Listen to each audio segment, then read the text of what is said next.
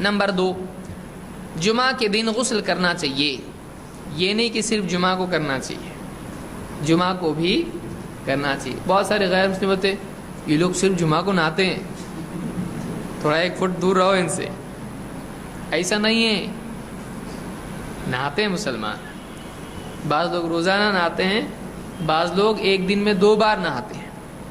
ایسے بڑے یعنی جو بڑی پاپولیشن والے شہر ہیں وہاں پہ ایک دم کلائمیٹ ایسا ہوتا ہے کہ آدمی اس میں تھوڑی بھی دیر باہر نکل جا کے آئے تو آدمی کو غسل کی ضرورت پڑتی ہے، جس میں ایک دم یہ ہو جاتا ہے۔ بمبئی وغیرہ آپ دیکھیں، کلکتہ دیکھیں یا دوسری سٹیز دیکھیں تو وہاں پہ حالت خراب ہو جاتی ہے آدمی کی، کئی بار دن میں 2 بار غسل کرتے ہیں لوگ۔ تو ایسا کچھ نہیں ہے، لیکن ضرورت نہیں ہے اور زبردستی نہا رہا ہے تو یہ کوئی بات نہیں ہے۔ بعض لوگ گھنٹوں نہاتے ہیں اور گاتے بھی ہیں باتھ روم میں، جب تک گائیں گے نہیں ان کو سکون محسوس نہیں ہوتا، نہائے جیسا نہیں لگتا اس کو۔ تو یہ بھی جہالت ہے، یہ بھی جہالت ہے۔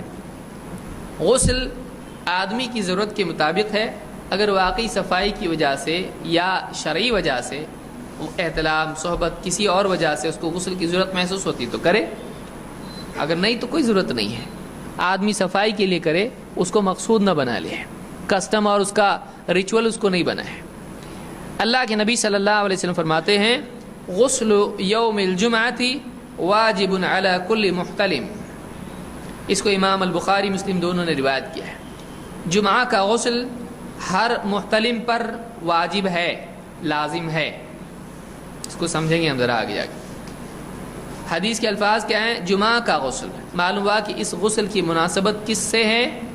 جمعہ سے ہے، اور جمعہ کی نماز سے ہے، کہ جمعہ کی نماز کو جو جا رہا ہے وہ آدمی غسل کر کے جائے۔ غسل یوم الجمعۃ واجب علی کل محتلم، ہر احتلام ہونے والے پر جمعہ کا غسل کیا ہے؟ واجب ہے۔ احتلام ہونے والے پر کا کیا مطلب؟ جس کو احتلام ہوا ہے وہ، اس پر جمعہ کی، اب کوئی آدمی بولتا ہے کہ یہ کس کے لیے ہے؟ جس کو احتلام ہوا ہے اس کے لیے غسل واجب ہے۔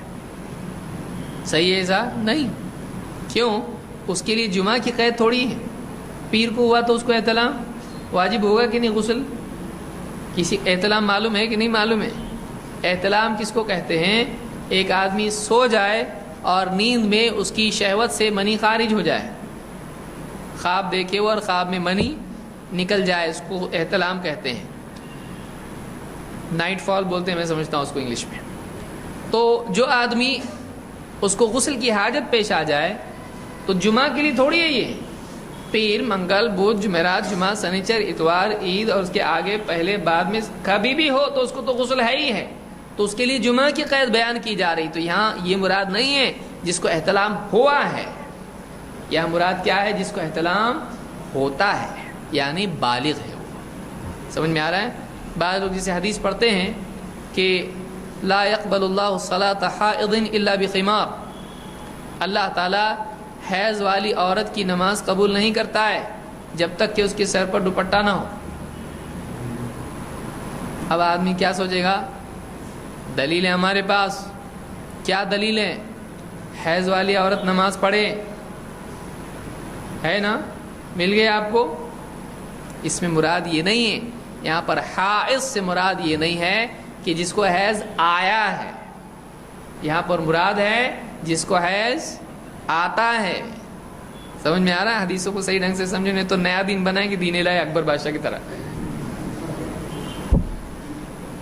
حیض آتا ہے یعنی وہ بالغ عورت ہے، تو حائض وہاں پر بالغہ کے معنی میں ہے، اور یہاں پر محتلم بالغ کے معنی پر ہے۔ سمجھ میں آ رہی بات؟ تو جو بالغ ہے اس کے لیے جمعہ کا غسل کیا ہے؟ واجب ہے۔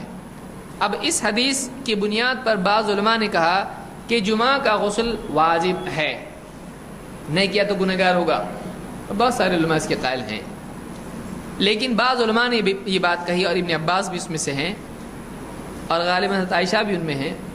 ابن عباس رضی اللہ تعالیٰ کہتے کی روایت سے بات معلوم ہوتی ہے کہ نہیں، یہ شروع میں تھا اور اب ضروری نہیں ہے، ہاں افضل ضرور ہے۔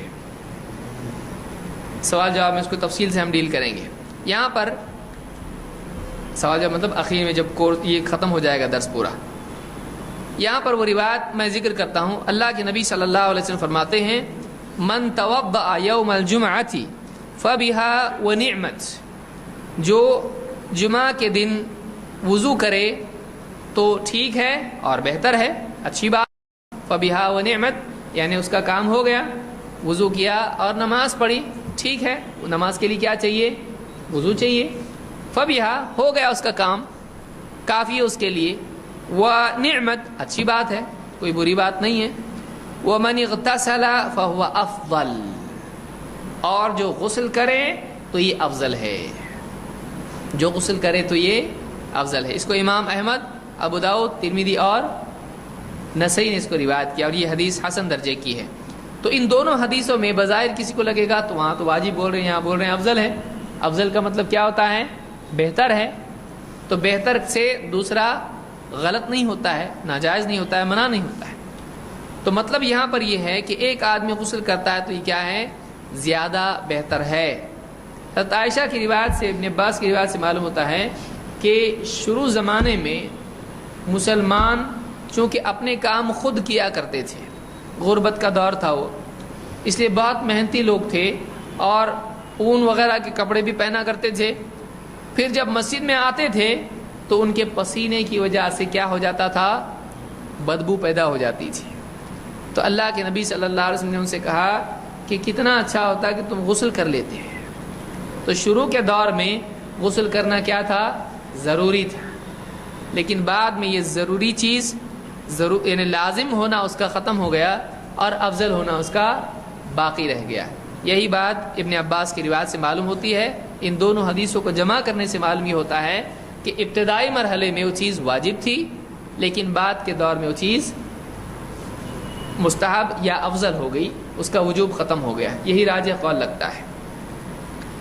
تو جمعہ کے دن کوئی آدمی اس کو واجب مانے یا نہ مانے، علی کل حال جمعہ کا غسل یہ مستحب ہے اور بہت ہی افضل چیز ہے، وضو سے بہتر ہے وہ.